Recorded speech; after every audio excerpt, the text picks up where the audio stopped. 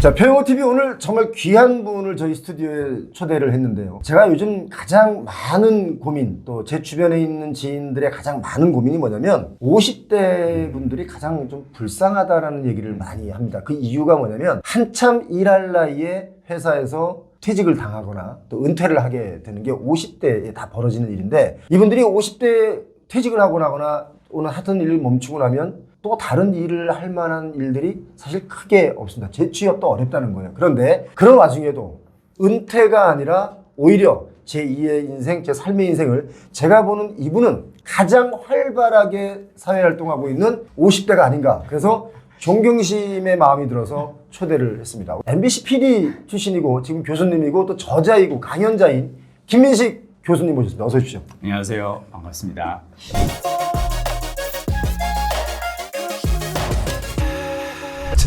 근데 사실 이렇게 말씀해 주신 게 제가 되게 부끄러운 게, 저는 표현님을 볼 때마다 이렇게 영상에서 볼 때 너무 반가운 게, 저하고 예전에 연예 정보 프로그램 맞다. 그 조연출과 출연자로 만났었거든요. 예. 나는 그때는 예능 그 리포터하고 막 예능 프로그램, 코미디 프로그램 예. 막 이런 거 이렇게 나오시던 분이 이제는 어느새 부동산 고수가 되셔가지고 막 PD 수첩에 나와서 부동산 요즘 문제 심각합니다 막 이러고 있으니까 나는 보면서, 아니 인생을 저렇게 막 살아도 되나?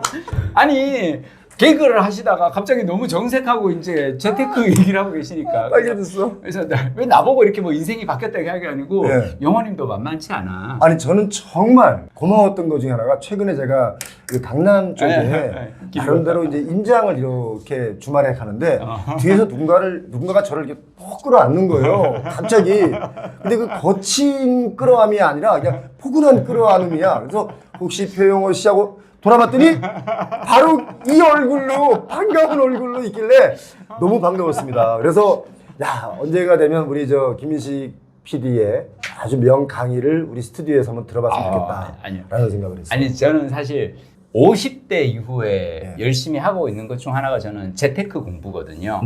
저는 사실 MBC 퇴사하기 전까지는 평생 주식을 한 번도 해본 적이 없는 사람이었어요. 그래, 맨날 일만 했잖아. 일만 방송에서. 잠깐만, 하나 궁금한 게 있어요. 예전에 제가 데뷔하고 막 이랬을 때 분명히 예능 쪽에 있는 PD였거든요. 예. 그런데 제가 막 활동하고 나름대로 뭔가 막 영역을 넓힐 때 그 예능 PD로 안 보이고, 그 다음에 저 드라마 PD로 가 있대. 시트콤 하다가 드라마로 넘어갔죠. 드라마 가가지고도 또 히트를 또 쳤어요. 나름 열심히 일을 했습니다. 그 드라마 제목이 뭐더라? 뭐 내죄의 여왕하고 글로리아 뭐 내죄의 여왕은 진짜 히트 쳤잖아. 그렇죠. 근데 그 히트친 PD가 왜 방송국을 그만두고? 2020년에 코로나가 터지고 가을에 MBC 드라마 본부장이 드라마 PD들 한 50명을 모아놓고 회의를 합니다. 여러분들에게는 세 가지 선택지가 있다. 하나는 타부서 전출을 하거나 아니면은 내근직으로 직종 전환을 해가지고 나가서 이제 드라마 찍는 PD가 아니고 그냥 예산 관리하고 외주 기획안 심사하고 이런 걸로 하거나, 아니면 명퇴를 해라. 셋 중에 하나를 해라. 왜냐? 사실 이제는 MBC가 옛날에 그 드라마 왕국이 아니잖아요. 그렇죠. 한때는 주말 드라마 2개를 이어서 한 적도 있었고, 그렇지. 그리고 8시 뉴스데스크 앞뒤로 1일 연속극을 2개를 했던 적도 있었거든요. 그렇지. 근데 그 많던 드라마가, 이제는 드라마 광국은 사실은 넷플릭스가 강자고, 그렇지. 시대가 바뀌면서 드라마 PD들을 구조조정을 하면서 딱 이 세 가지 제안을 했는데, 저는 바로 손들고 그러면 저는 명퇴하겠습니다 하고 그냥. 아니, 보통 구조조정이라는 것은 사실 그렇지 않습니까? 죄송한데 50명이 있으면 그 중에 가장 비효율적인 인원부터 정리가 되잖아요. 그렇죠. 먼저 이런 사람들이 사표를 내주길 바라잖아. 그렇죠. 그런데 왜 본인이 낸 거예요? 이게 되게 중요한 게, 구조조정을 할 때 보통 다들 많은 그 40대, 50대 직장인들이 착각하는 게 있어요. 구조조정하면 나는 안 당하겠지거든요. 맞아. 근데요, 구조조정을 가장 효율적으로 하는 거는 사람을 대상으로 하는 게 아니라 부서를 대상으로 하는 거예요. 부서를 통째로 날리는 게 제일 쉬워요. 왜냐? 사람을 날리면은 누가 나가니 누가 많이, 아니 나는 그래도 좀 자격이 남아서 버틸만 하지 않나 막 이렇게 서로 툭탁툭탁, 그 중에서 선별 작업이 어려운데 그냥 부서 전체를 휙 하면은, 개인적으로 저는 언젠가 이런 날이 올 줄 알았거든요. 아니, 근데 저는 사실 이런 생각을 했어. 네. 김민식 그러면 PD로서 활동을 하다가 나중에는 이제 본부장, 그쵸. 부사장, 그쵸. 사장 뭐 이렇게까지는 아름다운 적어도 그림을 그렸던 적이 있어요, 제가. 아니 그 정도의 능력이 있다라고 제가 아니. 신인 때부터 봤잖아요, 아니, 제가. 근데 제가 사실은 예전에 이제 예능국에서 한 10년 일하다가 나이 마흔에 드라마 PD로 제가 사내 공모 이제 지원해서 갈 때, 참 독특해. 그때 아내가 사실은 당신은 왜, 아니 예능에서도 지금 그냥 즐겁게 잘 일하고 있는데 왜 굳이 가는 거예요? 제가 그랬어요. MBC 부사장은 항상 제작 쪽에서 PD가 부사장을 하는데 항상 드라마 PD가 하느냐, 교양 PD를 하느냐, 예능 PD를 하느냐를 가지고 항상 서로 이렇게 알력 다툼이 있어. 근데 내가 예능과 드라마를 둘 다 하고 나면은 나만큼 부사장하기에 적격인 사람이 없어. 이런 그 말도 안 되는 거대한 비전을 하고 나가서는 제가 2020년에 제가 52의 나이에 명퇴할 때 한 번도 보직부장도 한 번 못 따라보고 평사원으로 명퇴한 거죠. 진짜? 아니 저는 이게 바로 50대 사골품이고 진짜 찐이야 이게. 왜냐면 50대 다들 이런 식으로 퇴직을 하게 되고 또 중요한 건 뭐냐? 퇴직을 하고 나면 한 2년 동안은 내가 그래도 누군데라는 게 있어요. 내가 건설밥을 먹었는데 내가 방송국에서 연출계나 했는데 뭐 기타 등등의 여러 가지 내가 쓰임이 있을 거라고 생각하다가 2년이 딱 지나고 나면 이제 점점점 더 이제 이게 아니구나 하는 생각이 들면서 사실상 밤잠 못 자는 공포가 오기 시작해요.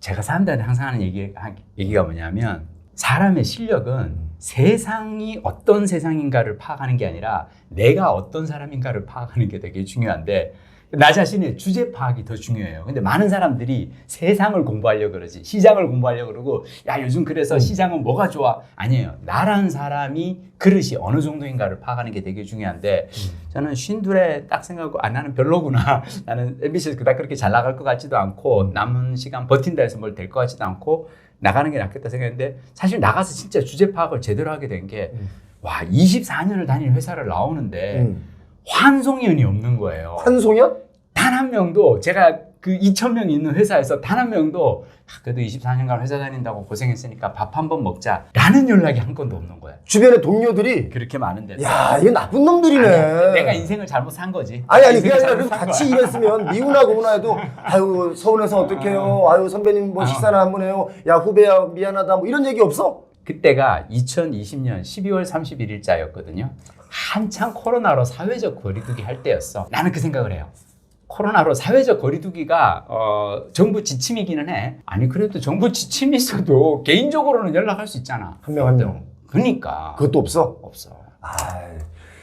그리고 야, 저는 솔직히 그건 아니다. 솔직히. 근데 저는 갑자기 정이 뚝 떨어진다. 아니야.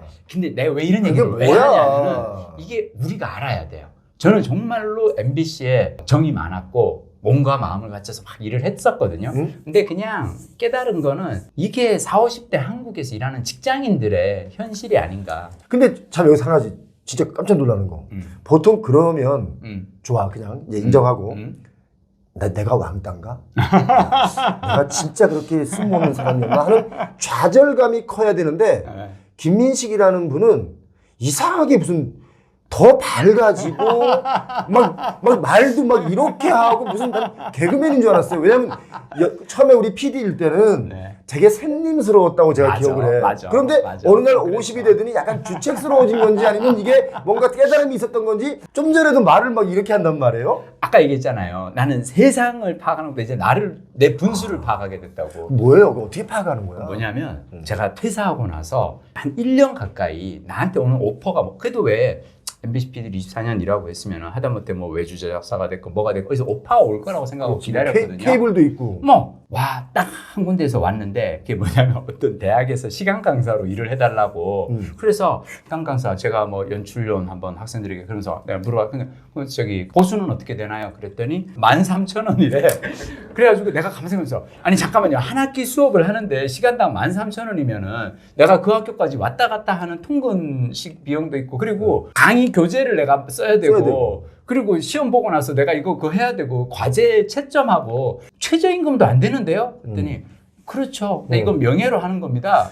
그러니까 젠장 뭔 놈의 명예? 아니지 왜냐면 어떤 분들 그렇잖아요. 사회 활동할 때 서로 그렇지. 명함을 주고받을 때 무슨, 어디 뭐 교수입니다 이렇게 명함 주잖아요. 네. 그 명함 만들려고 사실 그 최저임금에 가까운 그 강의료를 받고 멀리 자기 기름값 다 써가면서 강의를 다니는 분들이 많잖아요. 그래서 이분들의 강의료를 좀 현실화 시켜줘라 하는 얘기들이 많이 나왔고 많이 나왔지만 지금 대학교의 학생 수도 줄어들어서 지금 학교도 폐교가 되는 경우가 있고 힘들어 진짜. 제가 그때 깨달은 게 뭐냐면 나는 방송사가 왜 옛날에 96년에 내가 입사할 때만 하더라도 막 기세등등 했잖아. 근데 그때는 MBC 96년도 MBC 경쟁 상대는 딱 두 개밖에 없었어요. KBS, SBS. 요즘 MBC 경쟁 상대 누구예요? 넷플릭스, 유튜브, 페이스북 세계 최강의 미디어 기업들이잖아. 그러니까 이 경쟁이 쉽지가 않죠. 그래서 회사에서 구조조정을 해서 나왔는데 나와서 학교로 가볼까 했더니 학교는 더 어렵더라고. 그렇지, 어려워. 대학은 더 어렵더라고. 그래서 그 다음에 생각한 거는 그러면 그냥 놀자라고 생각을 했어요. 노는 거에 자신감이 좀 있었어요? 아니면 그냥 아니면 할 수 없이 아니면? 저는 기본적으로 예전서부터 예능 PD로 일을 하면서 했던 생각은 뭐냐면 내가 즐거운 게 나의 실력이라고 생각했어요. 이건 또 무슨 말이야? 왜냐하면 봐봐요. 여러분이 나중에 50 이후에 인생 이모작을 할 때 되게 중요한 것 중 하나는 여러분의 삶이 즐거워야 돼요. 여러분이 나 이제 회사 퇴사하고 한 1년, 2년 집에서 쉬다 보니까 너무 불안하고 그래도 집에서 자꾸 나가서 돈을 벌어 거기에 쫓겨서 내가 뭔가를 하려고 하잖아요. 그러면 여러분이 만나는 대상은 주로 사기꾼들이에요. 야, 우리 명강이다 이거 진짜. 진짜로. 왜냐하면 여러분이 그래 내가 나가서 그래도 뭔가 번듯한 사무실에 뭔가 직함 있는 뭔가 명함 파주고 한 달에 뭐 얼마를 주고 그런 걸 해야겠어 라고 찾아다니다 보면은 여러분이 만나는 건 사기꾼들밖에 없어. 이거는 투자도 마찬가지잖아요. 현실을 제대로. 투자를 당신이 뭐 얼마를 가면 매년 고수익 뭐 7% 8%를 보장해 줍니다. 라고 할 때 그걸 찾아가면은 만나는 건 사기꾼밖에 없어. 내가 아는 사람 그냥 얘기해 줄게. 김민식이라고 있어요. 2020년 12월 30일 일자로 MBC에서 명퇴하고 나온 김민식이라는 MBC PD가 있어. 이 친구가 퇴직금을 이제 받아 놨을 거 아니에요. 그래서 이걸 딱 들고 이제 은행에 갔더니 이제 그 퇴직금은 왜 그 IRP 계좌에 넣어야 된다고. 그래야서 이제 60 이후에부터 이제 수령이 가능하다 그래가지고 IRP를 딱 본 거예요. 봤더니 펀드들이 다 2021년 1월 상황입니다.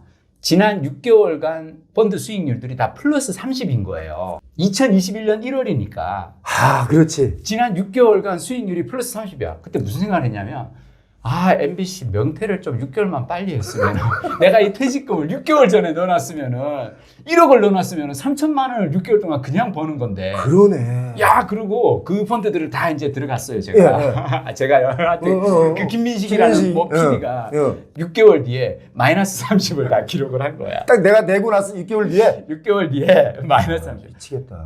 내가 깨달은 게 뭔지 알아요? 뭐예요? 6개월 동안 플러스 30을 기록하는 펀드는 다시 6개월 동안 마이너스 30을 기록할 수 있구나. 평균 회기가 있으니까. 요 기간 내에 다시. 와.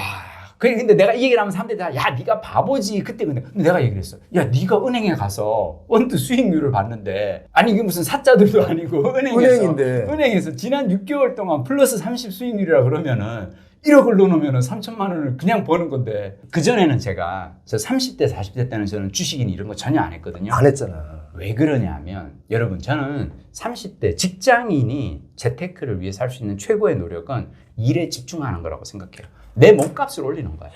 나의 가치를 올리는 거지. 내가 뭐 사실은 죄송해요. 이 회사 근무 시간에 옆에 이렇게 PC에다가 노트북에다가 주식 시장해놓고 저는 제가 주식 시세를 안 들여다본 이유 중 하나가 뭐냐면 드라마 PD의 실력은 뭔지 알아요? 평소에 좋은 기분을 유지하는 게 드라마 PD의 실력이에요. 내가 만약 오늘 주식 내가 아침에 뭐가 많이 빠졌어. 내가 하고 있는 무슨 주식이 갑자기 무슨 그래가지고 뭐 빠졌어. 어디서 막 이렇게 미사일 쏘고 그래가지고 막 빠졌어. 그래서 힘들어. 그래 막 그러면은 이렇게 하다가 배우가 뭐 연기하잖아. 야 다시 해. 야 씨 연기를 발로 하냐? 야 다시 해. 야 NG. 야 지금 카메라 지금 이게 뭐야 지금? 앵글이 다시. 야 자세 나온다. 무슨 말인지 알겠죠? 내가 기분이 좋아야. 왜냐면 특히나 내가 하던 장르가 로맨틱 코미디예요. 그렇지. 저는 논스톱 만들고 내주의 여왕 다 로맨틱 코미디인데 그렇지. 사람들에게 즐거움을 주려고 만드는 그 드라마 촬영 현장이 막 인상 쓰고 아니잖아. 막 재미나게 만들어야 되거든. 근데 예전에 그 MBC에서 그런 거 그 연출하던 PD들 중에 그 주식 해가지고 망가져가지고 실제로 그런 PD들 많이 있었어요. 너 발로 연기하냐? 뭐 주식을 잃은 거야. 아니 그게 있어. 자기 저는 그래서 기본적으로 3, 40대는 그냥 내 일을 잘해서 내 몸값을 올리는 게 저는 최고의 재테크라고 생각을 했는데, 자 이제 퇴직을 했잖아요. 그러면 자 이제 퇴직을 한 다음에 중요한 건 뭐냐면 내가 평생을 벌고 모아놓은 돈이 있을 거 아니에요. 이 자산을 지키는 노력이 중요한 거예요. 난 그게 내가 표영은 TV 보는 이유예요. 내가 역시. 평생 모은 자산을 50대 이후에는 이걸 지켜야 돼. 어떻게 지킬 것인가 맞아요. 공부하고 있어요. 그 연세 많이 드신 분들이 저한테 그 질문한 거예요. 나이가 자꾸 들어갈수록 재테크를 어떻게 하면 되느냐, 어떻게 자산을 불릴 수 있느냐라는 질문을 저에게 하는 거예요. 그래서 보통 자산을 불리는 일은 우리가 나이가 많이 들었을 때 하지 않는 행동들입니다. 자산을 많이 불리려는 시도는 젊었을 때 공격적으로 할 수 있지만 나이가 들어가면서의 자산을 불리는 방법은 뭡니까? 리스크 관리가 첫 번째입니다. 그렇죠. 리스크를 관리하지 않으면 굉장히 힘들어지거든요. 맞아요. 근데 여기는 리스크 관리가 아니라 이제 새로운 나를 개발하는 일을 많이 하신 것 같아요. 책도 쓰고 강연자로서는 또 뭐 어쩜 이렇게 인기가 많은지. 사실 김민식 PD 스케줄을 뽑는데 한 달 전에 스케줄 좀 뽑아달라고 했더니 딱 요 1시간 딱 뽑아준 거예요. 야, 박하대. 아니 내가 사실은 인기 연예인인 줄 알았잖아. 아니야, 언제부터 이렇게 강의를 하기 시작한 거예요? 대중 강의를. 이게 되게 재밌는 게요. 제가 PD로 일을 하면서 깨달은 게 내가 아무리 재미난 뭔가를 만들어도 논스톱이고 뭔가를 만들어도 내가 막 열심히 재밌게 만든 이걸 보는 사람의 리액션을 내가 볼 수는 없잖아요. 그렇지. 그 사람들은 다 집에서 TV로 보니까 내가 열심히 웃기는 거 뭔가 만들 때 내 옆에 있는 사람들은 주로 그냥 밤샘 촬영하면서 찌든 스태프들이 주로 있지. 마이크 잡고 있고. 근데 나는 막 되게 웃기는 뭔가라고 만들고 있는데 강연을 가면은 내가 웃기면 앞에 있는 사람들이 다 웃잖아요. 이게 실시간으로 보이잖아요. 그러니까 이거를 제가 사실은 MBC PD로 일할 때 한 10년 전에 우연하게 진로 특강 문의가 온 거예요. 근데 이것도 또 되게 재밌어. 제가 사실은 그 공대 나왔거든요. 대학에서 그 석탄 채굴학, 석유 시주공학 막 이런 거 공부했어. 근데 그런 양반이 어떻게 PD를 했냐? 그러니까 들어봐봐. 이게 독특하네. 내가 그래서 거기에 졸업하고 근데 원래는 졸업하면 탄광 가서 일하는데 난 탄광 가기 싫어가지고 그냥 영업사원 했단 말이야. 근데 그래 영업사원 하다가 통역사 하다가 하여튼 뭐 MBC까지 갔는데 어느 날 그 MBC PD로 한참 일하고 있던 시절에 10년 전에 연세대 신문방송학과 교수님이 나한테 연락이 온 거예요. 연세대 와서 학생들한테 방송 연출론 강의를 좀 해달라고. 그래서 내가 교수님한테 그랬어요. 교수님, MBC에 연대 신방과 출신 PD들이 얼마나 많은데 그 사람들한테 와서 목요 와서 강의해달라면 왜 저한테 전화를 하셨나요? 그랬더니 그분이 딱 그러신 거예요. PD님, 저희 과 출신 PD들한테 연락을 하면 다들 겸양을 떨어요. 아우 교수님, 제가 학교 다니면서 다 배운 게 다 수업 시간에 배운 그건데 가서 후배들한테 그 수업 시간 배운 얘기 똑같이 하고 있으면은 학생들이 재미없어 할 것 같아요. 그렇게. 다 겸양을 떠는데 저보고 그런 거예요. 근데 PD님은 공대를 나와서 PD를 하고 있기 때문에 PD님이 방송 일을 하는 방식은 그 누구도 해본 적이 없는 방식이다. 그러네. PD님이 와서 얘기를 해주시면 그 얘기에는 학생들이 귀를 기울일 겁니다. 와, 그 교수님이 해안이 대단하시네. 내가 보기에 그냥 나 꼬시려고 하는 얘기야. 왜냐하면은 그 신방과 출신 그 모교 졸업생들 했더니 섭외가 안 돼가지고 하다못해 나한테 했는데 내가 안 된다 그랬더니 어떻게든 꼬시려고 한 얘기인데 그때 강의할 때 막 분위기가 너무 좋았어요. 그 무엇보다 저는 그래도 명색이 자존심. 우리 왜 아마 표영원님도 강의할 때 그럴 거야. 일단 웃겨야 되잖아. 제 강의를 들으면 재밌어 해야 좋아하죠, 제가. 왜냐하면 나의 정체성, 아이덴티티가 예능인이잖아. 그렇지. 예능인이잖아. 그래도 나는 사람들 웃겨야 된단 말이야. 그래서 저는 강의하면 항상 그래도 웃기려고 노력을 해요. 그랬더니 학교에서 너무 좋아하더라고. 이렇게 웃기는 강의를 하는 사람은 없다. 그래서 계속했고 사실은 저는 여러분들께 얘기 드리고 싶은 것 중 하나는 뭐냐면 21세기 여러분 이제 인공지능의 시대입니다. 인공지능의 시대는 너무 과하게 겸손을 떨지 마세요. 뭔가 기회가 오면 이를테면 회사에서 이번에 어떤 제품 개발한 거 당신이 그래도 아이디어를 많이 냈으니까 이번에 발표할 때 임원회의 가서 발표할 때 당신이 한번 해봐라고 할 때 아유 부장님 저 따위가 뭐라고 저는 그냥 이러지 마시고 기회가 될 때마다 사람들 앞에 서서 말을 하고 자신의 글을 쓰는 연습을 자꾸 해보고 나의 생각을 다른 사람 앞에서 표현하는 연습을 자꾸 해보시라. 저는 앞으로 인공지능 시대에는 가장 중요한 능력은 글쓰기와 말하기라고 생각하거든요. 사실 인공지능이 우리의 일자리 뭐 여러 가지 일들 이걸 다 뺏어가고 있잖아요. 그렇죠. 사람이 하는 일들도 인공지능이 금방금방 해버리니까. 그렇죠. 책 쓰는 것도 사실은 뭐에 대해서 좀 뭐 해봐 그러면 쫙 쓰고. 맞아요. 예, 그 우리 어떻게 살아야 돼? 이럴 때는 그걸 좀 알려줘봐요. 이제 앞으로 우리 뭐 하고 어떻게 살아야 돼? 전문가로서. 아니요, 뭐 저는 아주 그렇게 대단한 전문가는 아닌데요. 요즘 제가 하는 생각은 뭐냐면 95년도에 제가 했던 생각이 있어요. 저는 1995년도에 외대 통역대학원을 다니면서 동시통역사, 영어 동시통역사로 살려고 막 준비를 하고 있었단 말이에요. 예. 근데 그때 제가 제레미 리프킨이 쓴 노동의 종말이라는 책을 읽었는데 그 책에서 그러는 거예요. 앞으로 곧 컴퓨터의 기술이 발달하면 자동 통역 프로그램, 자동 번역기가 나와서 통역사 필요 없다. 필요 없다. 내가 대학 다니면서 저는 석탄 채굴학과 석유시공학을 이렇게 공부하면서 아니 탄광산업이 지금 사양산업인데 내가 이걸 왜 배우고 있나. 그래서 나는 통역대학원에 갔는데 그 통역도 이제 곧 사양산업이 된다는 거야. 내가 하는 것마다 사양이야? 나 진짜 슬픈 게 내가 2007년도에 그 레인보우 로망스라고 하는 시트콤을 이제 만들 때 예. 어떤 싸한 느낌이 왔냐면은 청춘 시트콤이 이제 사양산업이 되었네라는 느낌을 받은 거예요. 아. 그게 왜 그러냐면 제가 2001년도에 뉴논스톱을 연출할 때 예. 주시청층은 중고등학생이었거든요. 예. 근데 2007년이 돼서 6년이 지나서 레인보우 로망스를 만들 때 시청률 조사를 해보니까 주시청층이 초등학생과 미취학 아동이더라고요. 그거 어떻게 하냐. 자, 이게 무슨 얘기냐면은 자, 봐봐. 나는 점점점 나이 들어가는데 내가 만든 콘텐츠를 보는 소비자는 점점점 어려져. 이 격차가 벌어지는데 언젠가는 내가 이걸 따라잡지 못하는 날이 올 거라고 점점 더 벌어지겠지. 점점 벌어지고. 근데 레인보우 로망스 시청률이 논스톱보다 점점 떨어지는데 그 이유 중 하나가 뭐냐면 기술의 발달로 중고등학생들이 레인보우 로망스를 안 본 게 아니에요. 얘들은 뭘 봤냐면 학원 끝나고 집에 와서 밤 11시에 컴퓨터로 다운로드 받아서 보기 시작한 거야. 그때는 2007년도에. 다운로드. 2007년 다운로드지. 2001년도는 다운로드가 없었거든. 그렇지. 그때 내가 깨달은 게 한때는 방송 3사에서 청춘 시트콤을 다 했던 적이 있어요. 맞아요. SBS로 오렌지, MBC 논스톱, KBS 멋진 친구들 지금 다 없어졌잖아요. 그 옛날에 그 논스톱이 히트치면서 다 따라한 거 아니에요? 근데 그게 다 없어진 이유는 뭐냐면 그 주시청층들이 다들 이거를 다운로드로 보기 시작하는 청소년들이니까. 그래서 저는 그때 다시 한번 깨달은 게 뭐냐면 네. 아 시장의 변화는 내가 개인이 노력해서 어떻게 될 수 있는 게 아니더라고요. 그렇지. 자, 저는 인공지능도 마찬가지라고 생각해요. 많은 분들이 인공지능이 앞으로 내 직업을 가는 거 아니야? 앞으로 뭐 자율주행차 나오면은 대리운전, 뭐 택시운전 이런 거 사라지는 거 아니야? 라고 생각하실 수 있는데 그냥 이렇게 생각하시면 돼요. 어차피 모든 직업은 다 사라질 수 있어요.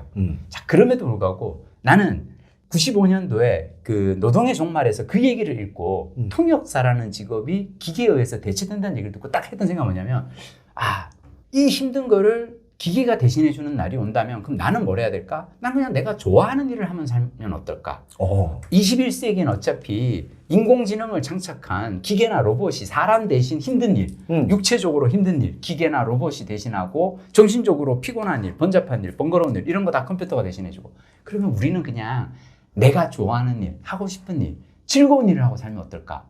그래서 96년도에 MBC PD 공채를 본 거예요. 왜냐하면 내가 그때 생각하기로는 대한민국에서 가장 즐거운 직업이 대한민국 예능 PD라고, MBC 예능 PD라고 생각했어. 왜냐하면 예능 PD가 되면은 이런 재미난 사람들과 만나서 촬영장에 가가지고 막 그래서 뭘 치면 이걸 웃기게 할 수 있을까? 그 얘기를 하고 사니까. 아, 그때는 우리 김민식 PD가 우리 저 개그맨들한테 좀 더 웃기라고 막 닥달하고 그럴 때가 그제 같은데 본인은 뭐 개뿔도 웃기는 거 없고 우리 보고 계속 더 웃기라고 막 이거밖에 못 웃기냐고 막 이랬던 PD가 이제 세월이 오래 지니까 또 이런 식으로 말을 하네. 참나. 아, 근데 저는 또 여기서 한 가지 질문이 있어요. 뭐냐면 이제 그러면 인공지능들이 우리가 했던 어려운 일들 뭐 이런 것들을 다 한다 쳐. 그러면 사람도 뭔가를 해서 소득이라는 게 발생해야 될 거 아니에요. 그렇죠. 자, 그러면 좀 전에 말씀하신 내가 좋아하는 일을 해야 되겠다. 인공지능 시대가 오면. 그죠?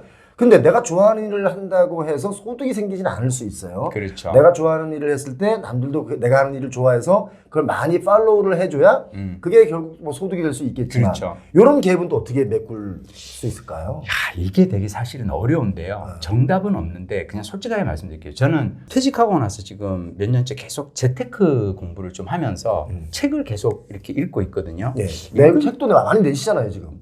근데 책을 읽으면서 깨달은 게 뭐냐면 우리가 흔히 재테크에서 돈을 버는 부자가 되는 방법은 세 가지 단계가 있다고 얘기를 해요. 예. 돈을 벌고 모으고 불린다. 이 세 가지 단계를 얘기를 하는데 내가 깨달은 건 이 앞에 한 단계가 빠져 있어요. 뭐가?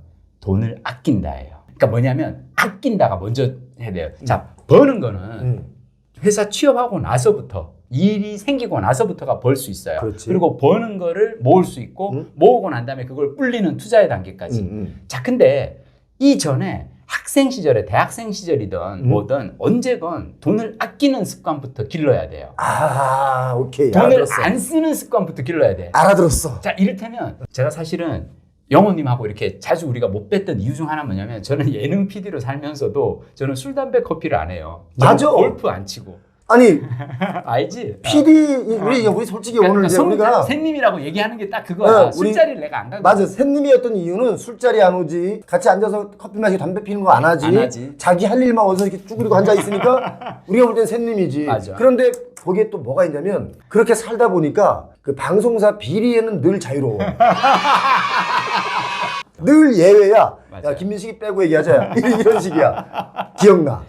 이게 저는 아주 어렸을 때부터 제가 깨달은 건데 돈을요 100만 원을 버는 사람이 부자일까요? 100만 원 있을 때 안 쓰는 사람이 부자일까요? 둘 다 부자인데 많은 경우는 돈을 100만 원 벌잖아요. 내가 100만 원 벌었으니까 이제 부자가 됐어. 이 100만 원을 씁니다. 그럼 다시 빵원이에요. 이 사람은 부자가 아니에요. 그럼 안 쓰는 사람. 100만 원을 벌었을 때 안 쓰는 사람이 부자야.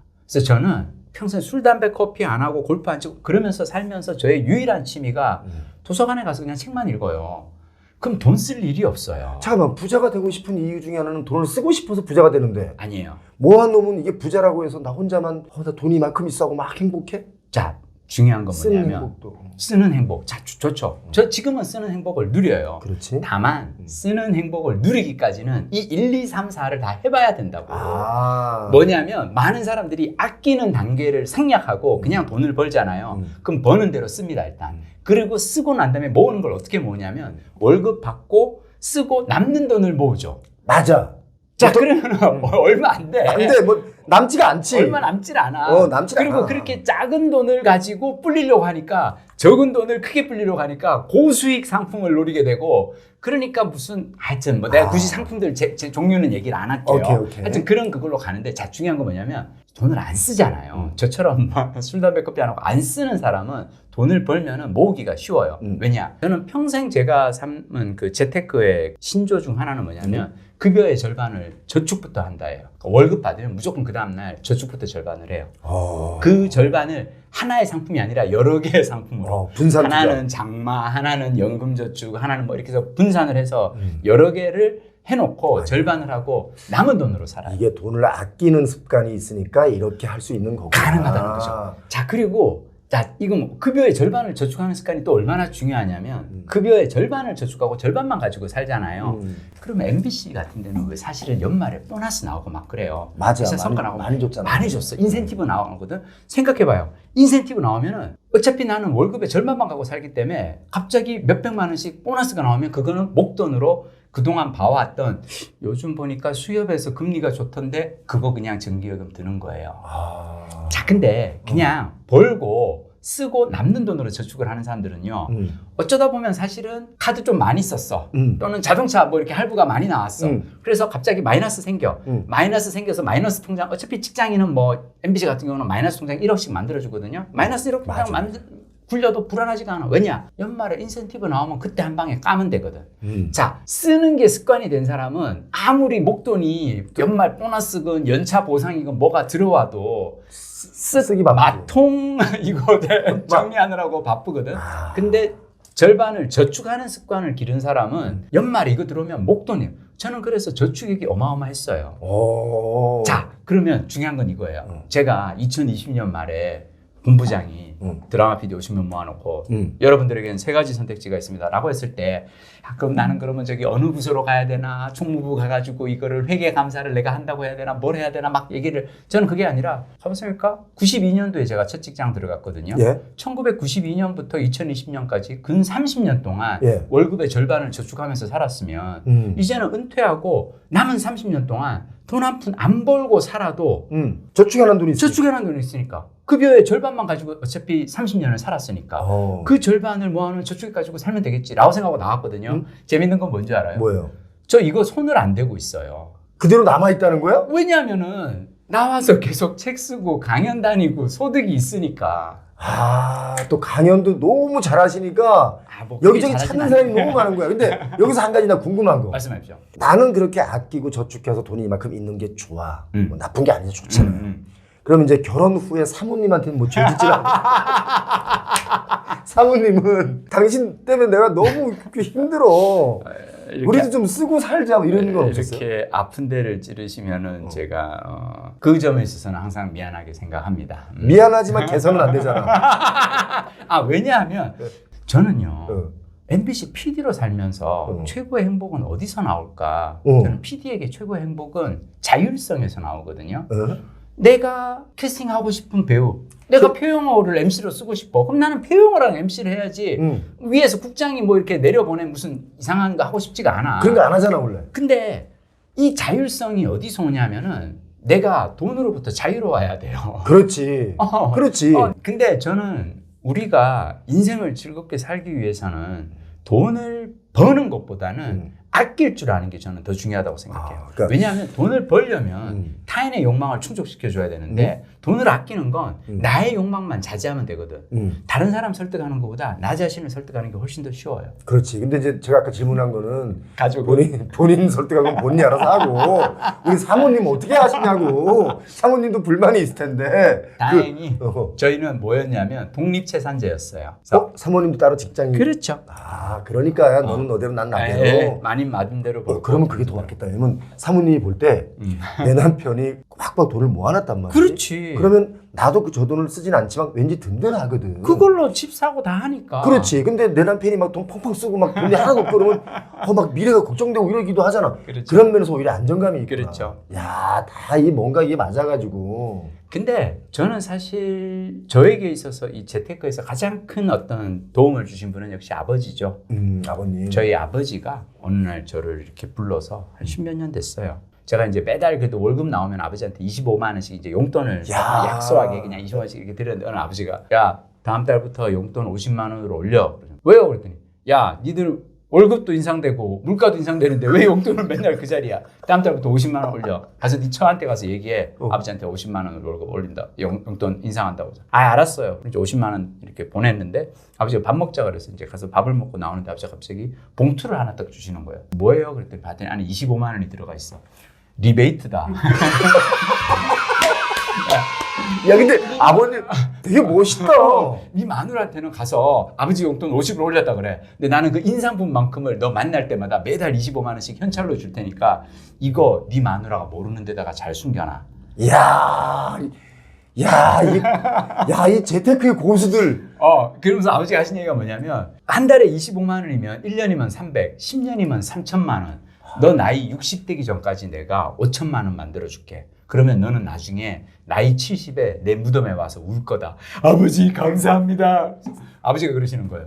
아버지가 그때 70대셨는데 아버지가 평생 이제 막 집에다가 다 벌어다 주고 막 이런 거 주위에 친구들을 보니까 이 재경 동문회에서 한 달에 한 번씩 산에 놀러를 가는데 다니다가 어느 날 친구가 그런 거예요. 야 요즘 저기 내장산 단풍이 끝내준다는데 우리 다음 모이면 버스 대절해서 내장산 가자. 그럼 갑자기 참석 인원이 절반으로 준대요.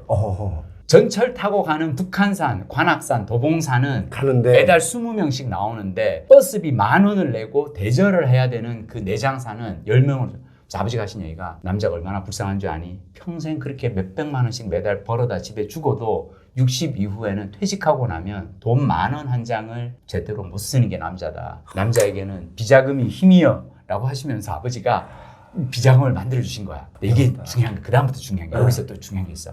내가 이걸 비자금 아버지가 만들어 주신 비자금 조금씩 쌓여가고 있어. 가만 생각해봤는데 돈은요 티나게 써야 재밌어. 돈 쓸 때 티가 안 나잖아. 재미없어. 와이프 모르게 이걸 돈을 쓰면서 와이프 모르게 쓰면은 재미가 없어. 뭔가 좀 사람들 볼직하게 막 지르고 막 사진 막 SNS에 찍어서 오르고.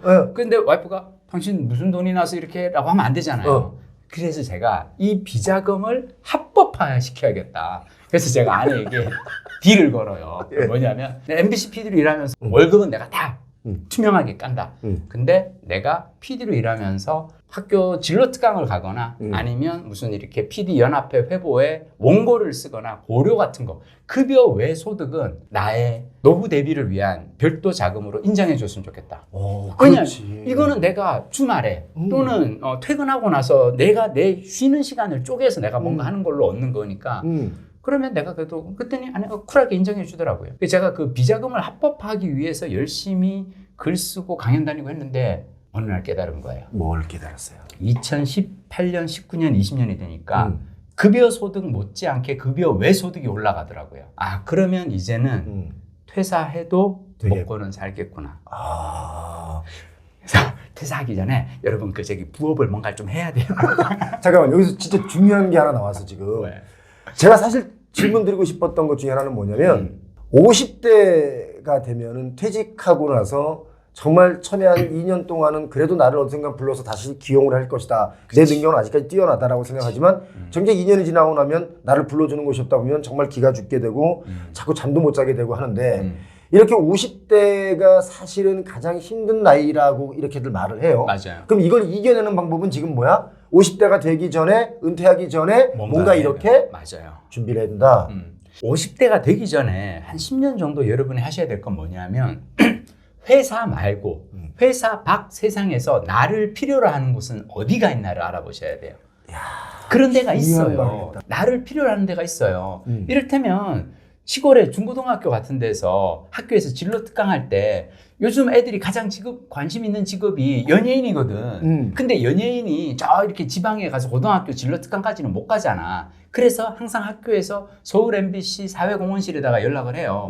혹시 MBC PD 중에 와서 우리 고등학생들 이 방송 PD, 방송인의 삶에 대해서 관심 있는 친구들에게 진로 특강 해줄 수 있나요? 돈은 얼마 안 돼요. 그렇지. 얼마 안 돼. 그렇지만 해보는 거예요. 왜냐? 해보고 이게 재밌으면 나중에 퇴사 후에 요런 일을 뭐 일주일에 한 2개씩만 해서 한 달에 한 10개만 해도 만약 20만 원, 30만 원이면은 한 달에 10번만 강의를 다녀도 200~300만 원. 그렇지. 자, 그리고 우리가 해야 될 생각은 뭐냐면 여러분이 자산을 모을 때 해야 될 생각은 뭐냐면 60 이후, 50 이후에는 사실 최저임금 받으면서 일을 하면 1년에 급여를 최저임금 받으면서 하루 8시간 일한다고 생각하면 한 2천만 원 정도, 2천 나와요. 예. 자, 그 2천만 원 최저임금 받고 일할 바에는 내가 다른 걸로 뭔가 그걸 할 수 있는 게 뭐가 있을까를 찾아보는 거예요. 내 몸값을 최저임금 기준으로 맞추지 마시고 시간당 임금을 그거보다는 조금은 더 받을 수 있는. 근데 고등학교 진로 특강은 그래도 한 번 가면은 2시간에 20만 원은 주시거든요. 그럼 시간당 10만 원이란 말이야. 그러니까 최저임금보다 높은 일인데 회사 말고 회사 바깥에서 나에게 이 정도 급여를 쳐줄 수 있는 일들이 어떤 일들이 있는지를. 맞아요. 이제 뭔가 새로운 곳에 너 이리 와봐라 그러면 안 하려고 그러고 내가 지금 뭐 여기서 부장인데 뭐 이런 사람들이 있거든요. 근데 그 사람들이 머지않아 곧 은퇴를 하고 나면 그게 이제 쑥 빠지는 거예요. 그렇죠. 그래서 그걸 미리 준비해라. 그러니까 40대는 50대를 준비하고 50대는 60대를 준비해야 된다. 김민식 PD가 이런 마인드를 가지고 있었기 때문에 코로나 그때 회사에서 제가 잘릴게요. 그래가지고 나와가지고 기간 죽고 우리 기가 더 살아서 사실 제가 볼 때 그 MBC, KBS, SBS 있는 PD들이 은퇴를 한 PD들이 있지 않습니까? 그 방송사에 나와가지고 그분들 중에 김민식 PD가 제일 활발하고 제일 뭐랄까 이제 활달하고 아주 막 제일 신났어. 제가 항상 사람들한테 얘기를 해요. 내가 PD로 일할 때 가장 잘 나가거나 뭐 시청률이 가장 높았거나 그런 PD는 아니다. 다만 나는 60, 70에도 계속 일을 하는 사람으로 나는 살고 싶었다. 그러니까 30대, 40대 나의 생산성이 얼마나 높으냐가 중요한 게 아니라 이 나의 생산성을 언제까지 얼마나 길게 이어갈 수 있느냐. 이게 중요하거든요. 저는 그래서 우리가 100세 시대에는 저는 7, 80에도 일을 해야 한다고 생각하거든요. 근데 7, 80에 일을 하려면 나이 4, 50에 공부를 해야 돼요. 어떻게 공부를 할 것인가 각자 공부하는 방법을 찾으셔야 돼요. 제가 요즘 사람들한테 얘기를 하는 게 개그맨들의 공통점, 요즘 공통점들이 뭐냐면 다 재테크의 고수가 되어 있어. 고명환 갑자기 독서로 뭐 장사의 신이 되고 매출의 신이 되고 막 이런 책 쓰고 예전에 그 책을 안 읽더니 요즘 많이 읽는 것 같아. 막 그거 하고 있어. 그리고 황현이 막 비겁한 돈만 이런 책 쓰고 막. 현이도 원래 걔가 원래 좀 아끼고 저축하는 애거든 걔가. 그렇죠. 걔도 아주 애가 올바른 애예요. 내가 그래서 사람들한테 얘기를 하는 게 어쩌면 배우와 코미디언의 다른 점인데 코미디언은 사실은 머리가 되게 좋은 사람들이다. 왜냐하면 배우는 2번, 3번 계속 연기해서 그 중에 가장 좋은 컷을 써요. 근데 코미디는 첫 컷이 베스트 컷이잖아. 왜냐하면 첫 컷에 안 웃기면 끝이야. 개그 콘서트 그 뭐건 첫 컷에서 웃겨야지. 잠깐만요. 방금 거 안 웃기니까 한 번 웃겨볼게요. 똑같은 안 돼. PD들이 써주질 않아. 그래서 한 방에 끝내야 돼. 정말 노력 많이 하는 분들이다. 근데 저는 표영원님이 부동산 고수가 된 걸 보면서 야, 그 노력은 어디 안 가는구나. 네, 여러분 4, 50에 공부하셔야 돼요. 그래야 이모작 할 수 있어요. 저희 표영호 TV를 보시는 많은 분들이 50대, 60대도 많아요. 네. 야, 이제 앞으로 뭐 해 먹고 살아야 되냐 이런 얘기를 많이 하거든요. 네. 그래서 그렇게 걱정이 많은 분들에게 김민식만의 자, 걱정하지 마라. 이렇게 하면 걱정하지 않을 수 있다는 얘기를 간단한 팁을 주자면 어떤 게 있을까? 우리 앞에도 많이 얘기했지만 딱 정리하면. 저는 2021년에 딱 나와서 맨 먼저 했던 게 동네 산책이었어요. 아니 왜냐면 그건 뭐 하지 말래도 하게 되잖아. 아니 자 근데 이 동네 산책을 제가 어떻게 했는지 들어보세요. 제가 딱 우리 집에서 나와서 우리 집 옆에 매봉산 도곡 근린공원 있어요. 예. 한 1시간 걸을 수 있어요. 예. 1시간 걷고 조금 더 내려가면은 이 매봉역 지나가지고 양재천 나와요. 그럼 양재천 따라 쭉 걷다 보면은 양재 도서관 있어요. 예. 양재 도서관 지나가지고 더 가면은 그 양재 시민의 숲이 있어요. 있어요. 거기 이렇게 또 한 바퀴 걷고 다시 걸어서 말죽거리 공원이라고 있어요. 있어요. 딱 걸어서 올라와서 한 바퀴 이렇게 딱 지나가면은 서초구청 나와요. 예. 서초구청 나와서 다시 집까지 오면은 3시간 걸리거든요. 그 거리가. 이 거리가 예. 이 3시간을 걷는 거예요. 아침에. 아침. 할 일이 없으니까. 근데 왜냐하면 나는 아침에 그래도 늘 출근하던 습관이 있으니까 그렇지. 8시 반이 되면 그냥 나오는 거예요. 근데 집에서. 여러분 그 50, 60에 퇴사하고 나서 절대 하지 말으셔야 될 것 중 하나가 뭐냐면 그냥 집에서 하루 종일 누워서 보내는 거예요. 이게 안 되는 게 그렇게 하시잖아요. 그러면 여러분 수면 습관이 틀어집니다. 집에서 날 이러고 있으면은 밤에 잘 잠이 안 오고요. 밤에 불면증 오기 딱 좋거든요. 근데 아침 8시 반에 일어나서 마치 출근하듯이 성실한 자세로 3시간을 걷고 집에 오잖아요. 점심이 꿀맛이에요. 와, 밥이 내가 직접 만들어 먹는데 내 밥이 그렇게 맛있어. 3시간을 걷고 오면은. 자, 그리고 처음에는 한 3시간 걷는 동안 오만 생각 다 들어요. 그래도 아무리 그래도 너무한 거 아니야? 아니, 그래도 나간다 그럴 때 좀 잡는 척이라도 하고. 그렇지. 그래도 김민식 씨 어쩌면 MBC가 어떻게 살아? 뭐 이런. 근데 아무 그런 얘기 없이 다 그냥 바로 알았어 하고 바로 이렇게. 뭐 이런 식으로. 그렇지 않아도 누가 나가야 되나. 근데 누구 한 명이라도 먼저 손들어줘서 다행이네. 막 약간. 근데 약간 그런 그 서운함이 든단 말이에요. 근데 이게 3시간을 걷잖아요. 걷다 보면 어떤 날은 눈이 내리기도 하고 봄이 되면 꽃이 피기도 하고 어떤 날은 이제는 너무 좋은 거야. 내가 이 좋은 양재천에 막 봄에 벚꽃 필 때는 막 기가 막혀요. 그걸 내가 원래는 양재천을 언제 걷냐면 주말에 사람 빼고 갈 때만 걸었거든. 왜? 회사 생활할 때는 주말에 가면 항상 막 사람들이 미어 터져요. 그렇지. 근데 평일날 아침 10시에 가잖아요. 그 허젓한 벚꽃길을 걸으면서 회사가 나에게 자유를 선물해 줬구나. 오히려. 제가 여러분들께 드리고 싶은 얘기는 뭐냐면 나와서 일단 몸을 움직이고요. 걷고요. 그리고 최대한 담백하게 사는 연습을 해보세요. 어떻게? 담백하게. 그러니까 우리가 회사 다닐 때는 막 자극적이잖아. 회식할 때 막 뭔가 좀 이렇게 막 맛있는 기름진 음식 먹고 막 술도 뭐 센 거 막 섞어서 먹고 막. 근데 퇴사하면은 그냥 담백하게 동네 산책하고 도서관 가서 책 읽고 이러다 보면 내 욕망이 일단은 통제가 되고요. 내 욕망이 통제된 상태에서 여러분이 하시는 일은 여러분 일에 힘이 실려요. 근데 내가 내 욕망을 컨트롤 못하는 상황에서는 일을 할 때 어려워집니다. 그래서 버는 것도 중요하지만 쓰지 않고도 인생을 어떻게 즐길 수 있을까? 그래서 저는 제가 강창희 소장님 막 이런 분들 쓰시는 책 너무 좋아하거든요. 그거 보면 나는 퇴직이 두렵지 않다. 이런 책에서 뭐라 그러냐면 최고의 노후 대비는 절약하는 습관이다. 근검 절약하는 습관이다. 2번째 노후 대비는 자녀의 경제적 독립이다. 맞다. 3번째 노후 대비는 평생 현역으로 사는 거다. 그래서 제가 처음에는 퇴사하고 그냥 평생 벌어놓은 게 있으니까 그거 까먹고 살려고 하다가 한 2, 3년 지나고 난 다음에 깨달았어요.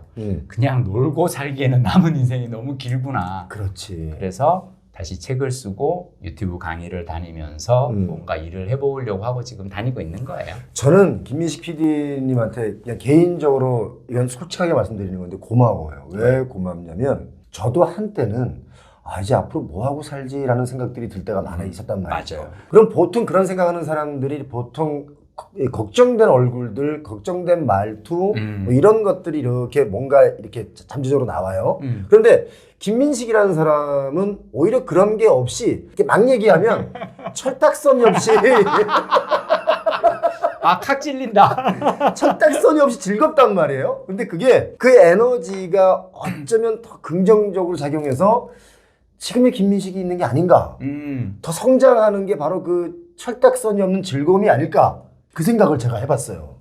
제가 그때 우연히 이제 횡단보도에서 이렇게 만났을 때 너무 반갑고 저는 김민식답지 않았다고 생각했어요. 제가 아는 김민식은 그렇게 원래 인사하는 안 사람이 그러거든요. 아니거든. 예, 되게 약간 좀 이렇게 약간 좀 이렇게 안녕하세요. 예, 약간 이런 정도예요. 이런 사람이 갑자기 막 끌어안고 막 뭐냐면 나는 집에서 유튜브 볼 때마다 너무 반가운 거예요. 뜰 때마다. 야, 얘가 옛날에 연예 정보 프로그램 할 때 사실 여러분 저는 연예 정보 프로그램 PD로 일하면서 시장이 얼마나 어려운가를 깨달은 사람이에요. 그게 뭐냐면 연예 정보 프로그램 PD는요 나가서 촬영하기 정말 편한 거는 어떤 데냐 왜 새로운 영화 시사회장 가면 분위기 좋아 배우들이 막 서로 막 마이크 대면은 막 서로 막 저희 영화는요 막 그리고 막 음반 발표회 막 이런 거 근데 뭐가 힘드냐면 연예 정보 프로그램 PD가 힘든 거 뭐냐면 이번에 음주운전으로 뭐 이런 거 하면은 힘들지.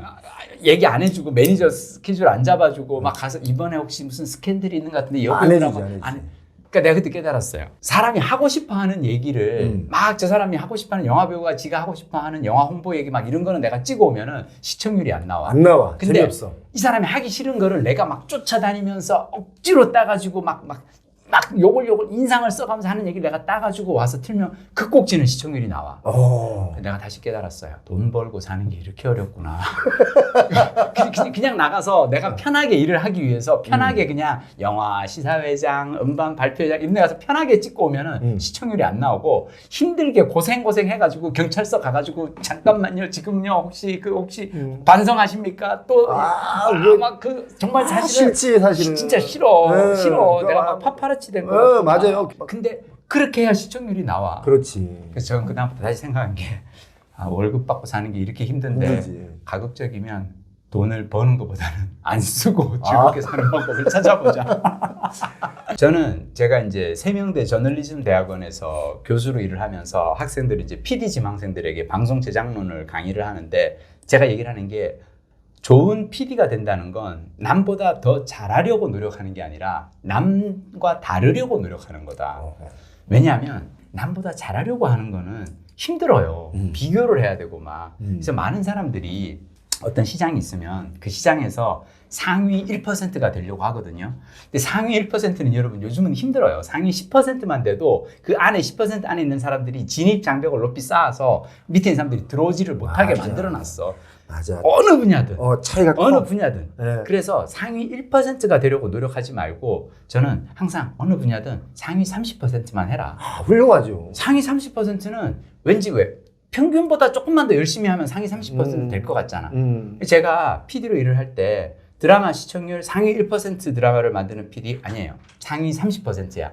자, 그리고 제가 책을 쓸 때 상위 1%의 판매량을 올리는 베스트셀러 아니에요. 상위 30%의 판매량. 그러면은 절반보다 조금만, 평균보다 조금만 더 노력하면 돼. 그리고 유튜브에 나갔을 때 조회수 상위 1% 아니야. 그런 거는 표용호님들 하시라 그러고 나는 그냥 상위 30%의 조회수를 올리는 강연. 자, 근데 문제는 이 동그라미 3개, 상위 30% 동그라미 3개를 합쳐보면은 대한민국에서 드라마 PD면서 책 쓰고 유튜브 가서 강의하는 사람은 나밖에 없단 말이야. 그렇지. 상위 1%가 아니라 독특한 나만의 1%가 생기는 거예요. 이게 없는 시장 개척한 사람이구나. 그러니까 내가 만약 코미디언으로서 어떤 상위 한 10% 뭔가를 하고 있어. 그럼 내가 이제까지 한 번도 안 해본 분야로 가서 그 분야에서 상위 10% 하는 거야. 이 두 개 겹치는 분야에서 0.1%의 나만의 뭔가가 나오거든. 이게 그 얘기. 나는 그 얘기예요. 딱 그 얘기 듣고 이거 내가 하는 생각하고 똑같은데 뭐냐면 해봤던 것에서는 있으니까 새로운 분야에 자꾸 도전을 해서 거기에서 그럼 이 분야들이 몇 개가 되면은 겹치는 부분에서 나만의 영역이 나와. 야, 김민식 PD를 제가 지금 정식으로 만난 게 한 20년 그러니까 만에 20년 만에 만났어. 만나서 얘기를 나누고 있는데 오늘 제가 제대로 지금 한 수 배우고 있는 아닙니다. 시간입니다. 아닙니다. 오늘 얘기하면서 제가 느낀 건데 사람이 시간 지나면 변하는 건 당연한데 좀 더 진화적으로 변하는 사람이 있고 후퇴보하면서 변하는 사람들이 있어요. 네. 그런데 김민식이라는 사람은 굉장히 많이 진화하고 있다. 진화했다. 그런데 특히 뭐가 진화했느냐? 제가 지난번에 그런 말씀 드렸지 않습니까? 김민식이 이렇게 말 잘하고 막 현란하고 웃겨주고 이런 사람인지 몰랐다. 왜냐면 PD 시절에 샘님 PD였다. 그렇죠. 근데 지금 보니까 설득력 있는 말투, 사람을 홀리는 제스처. 이게 명강사들이 보통 우리가 프로파간다스들 이 선동할 약하는 거지, 약하는 거. 근데 얼마 전에 제가 그 책을 보니까 말 잘하는 거의 기본은 태도다라는 그쵸. 그 예. 책이 있었어요. 네네네네. 그래서 우리가 보통 이제 앉아서 말하는 거 잘해요. 사람들이 네, sit-down 스피치라고 그러고 그쵸. 너 일어나서 얘기해봐 그러면 일어나서는 막 그게 뭐 이러거든요. 그래서 그걸 또 스탠드업 스피치라 그러는데 보통 그렇게 우리가 나눠요. 저희가 이제 커뮤니케이션을 공부를 많이 해가지고 그런데 어떻게 하면 김민식처럼 사람들에게 설득력 있는 말을 할 수 있을까? 요즘 똑똑은 한데 말하지를 못하는 분이 되게 많아요. 그래서 저는 김민식 PD가 얘기하는 나이가 들수록 말 잘하는 방법에 대한 얘기를 지금부터 제가 5분 동안만 청해 듣도록 하겠습니다. 사실은 영호님 방금 하신 그 말씀 속에 답이 있어요. 제가 PD로 일할 때 샌님처럼 보였다고 느끼셨잖아요. 저는 PD로 일할 때 지금처럼 이렇게 제가 막 말 많은 사람이 아니었어요. 왜냐? PD는 내가 말을 하는 사람이 아니에요. 듣는 사람이에요. 저는 작가님한테 가서 물어봐요. 김현주 작가님, 이 대본 요거 제가 봤는데, 요 장면을 어떻게 살려야 될까요? 물어보면 작가님이, 요거는요, 제가 요런 거 한번 생각하고 쓴 거예요. 그렇구나. 다시 그 다음에 출연자한테 가서 물어봐요. 영호님, 대본 이렇게 하는데 요거는, 요걸 재밌게 찍으려면 어떻게 하면 좋을까? 물어봐요. 난 내가 지시를 하지 않아요. 항상 물어봐요. 왜 그러냐? 드라마 촬영 현장에 가면은 한 50명 있거든요. 배우들이 한 10명에 그다음에 막 촬영 스텝, 조명 스텝 한 50명이 있는데 내가 만약 처음부터 가자마자 자, 바스트 갈게요. 자, 투샷 준비해 주시고 자, 요거 요렇게 갈게요. 이렇게 지시를 하잖아요. 사람들이 아무도 입을 안 열어요. 가만히 있어요. 근데 내가 지시를 하는 게 아니라 질문을 해요. 씬 어떻게 찍을까요? 그러면 그다음부터는 사람들이 집에서 대본 연구를 해요. 그래서 촬영 감독이 와가지고 김 감독 이거 내가 저기 집에서 대본 연구를 해보니까 요 씬은 요렇게 내가 한번 촬영 장비라면 요렇게 한번 써보면 싶은데 그래서 감독님 좋은 아이디어인데요? 이렇게 가시죠라고 하는 거예요. 자, 내가 질문을 하고 듣잖아요. 이 사람들 얘기를 가만히 들으면은 50명이 일을 해요. 근데 내가 지시를 하잖아요. 나만 머리를 쓰고 있는 거예요. 나만 일을 하고 남들은 그냥 시키는 것만 하는 거야. 그래서 진짜 중요한 거 배웠다. 그래서 말 잘하는 사람이 되는 가장 중요한 방법은 첫 번째가 일단은 듣는 데 있어요. 제가 말하기의 태도라는 책을 쓰면서 강원국 작가님과 이제 올해 같이 공저로 나온 책인데 이 책을 쓰면서 가장 강조한 게 뭐냐면 많은 사람들이 말을 잘하는 사람이 되려고 하면은 말을 많이 해야 된다고 생각하는데 아니에요. 많이 들어야 돼요. 잘 듣고 그리고 정확한 지점에서 그냥 리액션만 해줘도 돼요, 사실은. 리액션만 해도 돼요. 그게 말 잘하는 비법 중에 하나다. 그렇죠. 그리고 말을 사실 잘한다는 건 아웃풋이 좋으려면 인풋이 많아야 되거든요. 잘 들어야 내가 말을 잘할 수가 있어요. 그렇지. 인풋, 경청이 더 중요해요. 말 잘하기 첫 번째는 들어라고요. 그리고 저는 사람의 실력은 이 지식, 기술, 태도 세 가지의 합이거든요. 근데 많은 사람들이 지식과 기술에 되게 집중을 해요. 그래서 그 남이 잘 모르는 지식을 막 얘기를 하려고 그러고 그리고 막 현란한 말하는 어떤 화술, 기술 막 이런 게 중요하다고 생각하는데 아니에요. 태도예요. 대화를 할 때 좋은 태도를 가지고 얘기하는 게 되게 중요하고 사실은 말을 잘하는 가장 중요한 것 중 하나는 뭐냐면 좋아하는 사람이랑 얘기를 해야 돼요. 자세가 달라지잖아요. 좋아하는 사람이랑 얘기를 해야 돼요. 그리고 평소에 내가 애정이 있는 사람과 얘기를 해야 돼요. 나는 그때 20년 만에 우연히 길에서 만났지만 너무 반가워서 내가 뒤에 가서 이렇게 끌어안았어. 사실은 그냥 가서 이렇게 하려다가 근데 왜냐면 난 정말 너무 반가웠거든. 아니 내가 생각해봐. 집에서 늘 유튜브로 보던 표영호가 갑자기 우리 동네 횡단보도로 지나가네. 내가 가가지고 그냥 꼭 표영호님 그랬더니 갑자기 자, 진짜 놀랐어. 좋아하는 사람을 만나면 우리가 그 사람 이야기에 귀를 기울이는 게 쉬워져요. 그래서 저는 항상 사람들한테 얘기를 하는 게 말을 잘하려면 정이 많아야 되는데 세 가지 정. 애정, 열정, 충정. 충족은 뭡니까? 자, 사람에 대한 애정이 있어야 되고요. 그렇지. 그래야지 내가 만나는 사람, 지금 같이 있는 이 자리에 있는 이 앞사람이 얘기를 할 때 그 사람에 대한 애정이 있어야 귀를 기울여요. 아, 그리고 여러분이 애정이 있는 사람을 만나서 할 건 딱 하나예요. 질문이에요. 그래서 요즘 뭐가 그렇게 재밌어요? 요즘 뭐 할 때 재밌어? 넷플릭스에서 뭐 봐? 유튜브에서 뭐 봐? 아, 표영은 TV 봐? 애정이 있는 상대에게 우리는 묻게 되죠. 그렇지. 관심 없으면 안 물어보지. 관심 없으면 안 물어봐. 그렇지. 그리고 오히려 내 잘난 척 하려고. 아, 이 자식 내가 한번 나의 이 공력을 한번 보여줄까? 하면서 어떻게든 내 얘기를 하려고 그러지. 그렇지. 그래서 애정이 있는 상대, 사람에 대한 애정, 일에 대한 열정.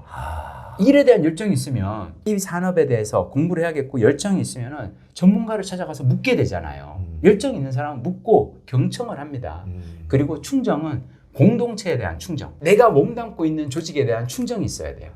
가끔씩 왜 그런 사람들 있어. MBC 선배인데 야 말이야 우리 그 본부장 말이야 막 그 험담하고 막 그러면 안 돼요. 내가 속해 있는 공동체에 대한 충정이 있어야 돼. 그럼 내가 MBC에 대한 충정이 있는 사람은 바깥에 나가서 동창회 나갔더니 동창들이 어제 MBC 그 저기 뉴스데스크에서 그러면 귀가 쫑긋해요. 사람들은 MBC에 대해서 뭐라고 얘기를 하나? 내가 좋아하는 조직에 대한 피드백을 내가 받게 되는 거니까. 자, 이 세 가지가 있으면요, 우리는 경청이 쉬워져요. 그렇지. 그리고 이렇게 해서 잘 듣는 사람은 다시 말 잘하는 사람이 되게 돼 있어요. 그리고 왜냐? 후배들 만나서 왜 후배가 이렇게 제가 조연출이 이렇게 일을 하는데 뭔가 일이 좀 마음에 안 들어. 아, 얘는 꼭 편집시키면 꼭 시간 넘겨가지고 막 다들 이렇게 기다리게 하고 막 그래. 이 친구한테 내가 뭔가 야, PD는 말이야 시간 관리하는 직업이야.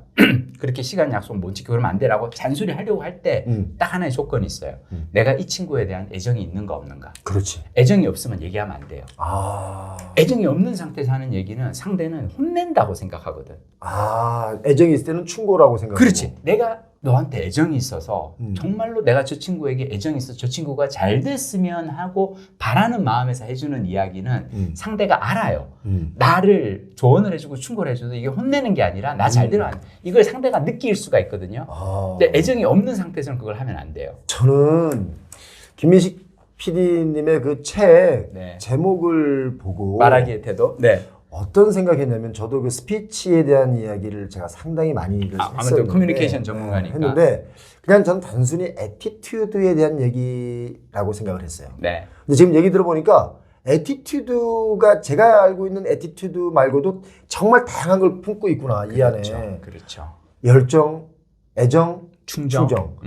그런 것이 애티튜드 태도로 다 나타나니까 말 잘하는 방법은 이런 것들이 충족되어야 된다.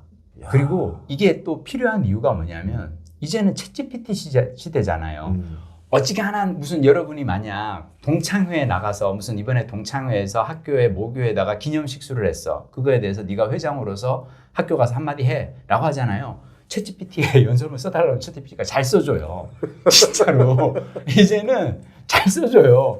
자, 근데 이런 시대에 가서 챗GPT가 써준 원고대로 읽잖아요. 그러면 되게 하나만한 얘기예요, 사실은. 그렇지. 그거는 너무나 졸린 객관적인 얘기야, 얘기야, 정말로. 그냥 하나만한 얘기야. 근데 사람들은 어떤 이야기에 귀를 기울이냐면 그게 뭔가 새로운 지식이나 새로운 기술을 느낀 그렇지만 좋은 태도를 가진 사람의 이야기는 우리가 귀를 기울이거든요. 그래서 저는 앞으로는 태도가 사람의 실력이 되고요. 좋은 태도란 하루하루의 생활 습관이 쌓여서 저절로 몸에 배어서 드러나는 게 태도예요. 습관, 좋은 습관을 길러야 되는데 말 습관 중에 가장 중요한 습관은 경청하는 습관.